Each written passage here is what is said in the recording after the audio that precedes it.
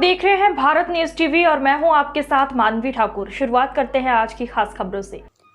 देश में मौजूद वन्य प्राणियों का पता लगाने और भविष्य में इकोसिस्टम में पैदा हो रहे खतरे, वन्य प्राणियों के संरक्षण की योजना के लिए पन्ना टाइगर रिजर्व में वन्य प्राणियों की गणना शुरू हो गई है, जिसमें पन्ना टाइगर रिजर्व में मौजूद 70 से अधिक बाघों के साथ सभी शाकाहारी और मांसाहारी वन्य प्राणियों की गणना की जाएगी। इसके लिए 1 महीने तक फील्ड स्टाफ को पूरी तरह पहले प्रशिक्षित किया गया और फिर 18 से 21 जनवरी तक चलने वाली गणना प्रारंभ कर दी गई। शुरुआती 3 दिनों तक मांसाहारी चौपाया जैसे बाघ, तेंदुआ, भालू, लकड़बग्गा जैसे जानवरों की गणना की जाएगी। पन्ना टाइगर के फील्ड डायरेक्टर ने बताया, पन्न लैंडस्केप में 70 से अधिक छोटे बड़े बाघ हैं। साथ ही अन्य मांसाहारी जानवरों का पता लगाने पन्ना टाइगर रिजर्व के 1643 वर्ग किलोमीटर में फैले नदी, जंगल और पठार में वन्य प्राणियों की गणना करने कुल टोटल 30 राज्यों की टीमें लगाई गई, जिसकी निगरानी सभी वरिष्ठ अधिकारी लगे हुए हैं।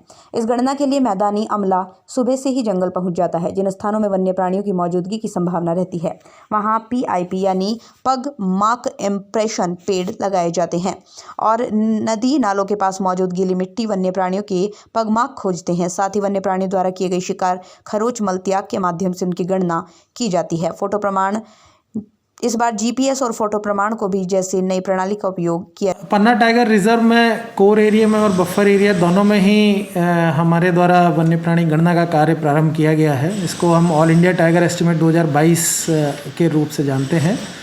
ये 6 दिन का कार्यक्रम है और इसमें मांसाहारी और शाकाहारी दोनों प्राणियों की गणना की जाएगी। इसके साथ में वनस्पति सर्वे भी इसी के अंतर्गत किया जाता है।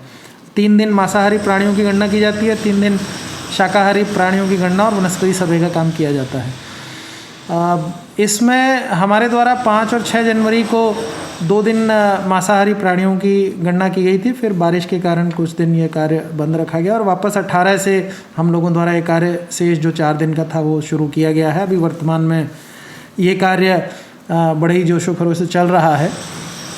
हम लोगों ने इस बार इस कार्यक्रम में वॉलंटियर को भी आमंत्रित किया था। देश भर से हम लोगों ने चाहा था कि लोग जो भी इसमें शामिल होना चाहते हैं हमारी क्षमता के अनुसार वो आ सकते हैं। मुझे बड़ी बताते हुए आपको खुशी हो रही है कि लगभग 200 वॉलंटियर ने यहाँ आने की इच्छा जताई थी, जिसमें से हमने करीबन 40 वॉलंटियर को फाइनल किया था। उसमें से 38 लोग यहाँ पर उपस्थित हुए थे, जो कि 9 से 10 राज्यों के थे।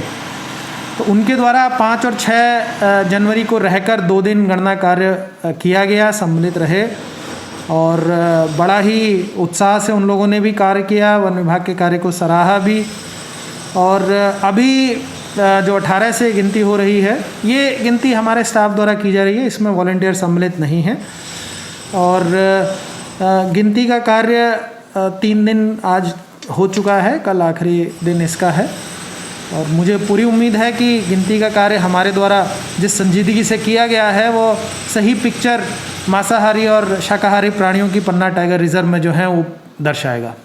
सर, क्या उत्साह वर्धन हो रहा है, क्या शुरुआती संकेत मिले हैं? इसका जो भी ये कार्य चल रहा है, ये इसका प्रशिक्षण हमारे द्वारा सभी स्टाफ को नीचे फॉरेस्ट गार्ड से लेकर ऊपर तक प्रशिक्षण किया गया है। ना सिर्फ पन्ना टाइगर रिजर्व के राज्य स्तर पे भी और राष्ट्रीय स्तर पे भी इसका प्रशिक्षण दिया गया है सभी अधिकारी कर्मचारियों को।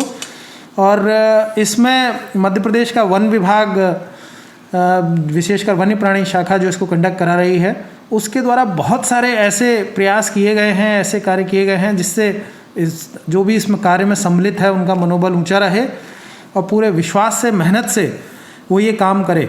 जैसा हम सभी लोग जानते हैं कि मध्य प्रदेश एक टाइगर स्टेट है जहां सर्वाधिक टाइगरों की संख्या पाई जाती है। तो एक वो दर्जा जो हमारे स्टेट का है वो तभी मेंटेन हो सकता है जब हम गिनती पूरी सही प्रकार से करें। तो इसकी महत्ता हमारे सभी स्टाफ को पता है, कार्य की महत्ता पता है और उसी ऊर्जा से हमारा स्टाफ इसमें कार्य कर भी रहा है। सर, बाघों की गिनती कैसे करते हैं? कुछ पगमार्क वगैरह कुछ थोड़ा बताएं। बाघों की गिनती इसमें 2 तरीक़ों से की जाती है। जैसे हम इसको कहते हैं कि ये जो सैम्पलिंग मॉडल है, ये फेज़ 1, फेज़ 3 के रूप में हम लोग जानते हैं। फेज़ 1 जिसे हम साइन सर्वे के रूप में बोलते हैं, इसमें हम लोग 3 दिन मांसाहारी प्राणियों के पद चिन्ह या चिन्ह खोजते हैं।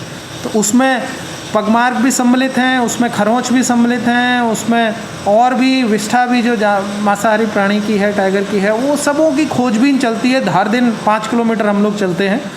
तो इस प्रकार 3 दिन में हम लोग 15 किलोमीटर हमारा स्टाफ हर एक बीट में चलता है और मांसाहारी प्राणियों के चिन्ह खोजता है और वो चिन्ह रिकॉर्ड करता है कि कहाँ कहाँ कैसे चिन्ह मिले हैं, और उसके आधार पर फिर एक अनुमान लगाया जाता है कि टाइगरों की संख्या इस क्षेत्र में क्या हो सकती है। इसके संबंध में बड़े मॉडल डेवलप किए गए हैं और हमारा SFRI और WII देहरादून ये मिल के एक अंतिम रूप से फिर गणना करते हैं।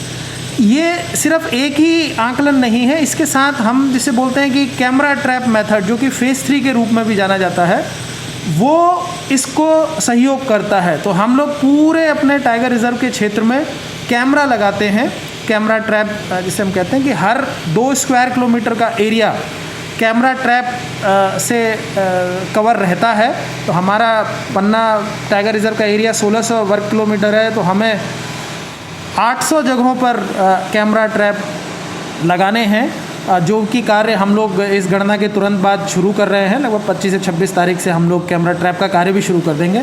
कैमरा ट्रैप 25 दिनों के लिए एक ही जगह पर लगाया जाता है और जो भी इसमें जानवर आते हैं उनका पहचान की जाती है, टाइगरों की अलग अलग पहचान की जाती है, और फिर इस कैमरा ट्रैप संख्या से और जो हमने पदचिह्नों के आधार पर जो संख्या निर्धारित की है, उन दोनों के मिलान से, मॉडलिंग से फिर अंतिम रूप